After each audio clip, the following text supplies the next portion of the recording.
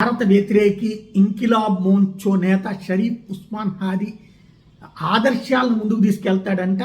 Nobel శాంతి బహుమతి గ్రహించినటువంటి యూనస్ అనే దరిద్రుడు ప్రస్తుతం అక్కడ పాలకుడు కదా. ఉస్మాన్ హాదీ మీకు వీడ్కోలు చెప్పేందుకు ఇక్కడికి రాలేదు. బంగ్లాదేశ్ ఉన్నంతకాలం ఈ దేశ ప్రజలందరూ హృదయాల్లో ఉంటారు. అక్కడ నుండి నిన్నెవరూ తొలగించలేరు. నువ్వు మాకు చెప్పిన మాట నెరవేరుస్తామని ప్రమాణం చేస్తున్నా. దేశ ప్రజలందరూ మీ ఆదర్శాలను కొనసాగిస్తారని చెప్పుకొచ్చారు. హాదీ ప్రేమ, మానవత్వం, ప్రజలతో కలిసిపోయే విధానాన్ని యూనస్ ప్రశంసించారు. మరి వాడేమో హిందువుల్ని ఊచకోతకు వస్తే అది ప్రేమ, మానవత్వం అంట. మరి వీడికి శాంతి బహుమతి ఇచ్చిన సన్నాసులు అనాలా?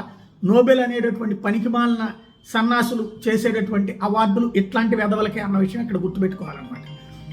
ఏదైతే ఈ విధానాన్ని యూనస్ ప్రశంసించుకొచ్చేసారు ఆయన్ని. ఈ దేశం మరచిపోలేని మంత్రాన్ని హాదీ తమకిచ్చారని అది ఎప్పటికీ తమ చెవుల్లో ప్రతిధ్వనిస్తోందన్నారు.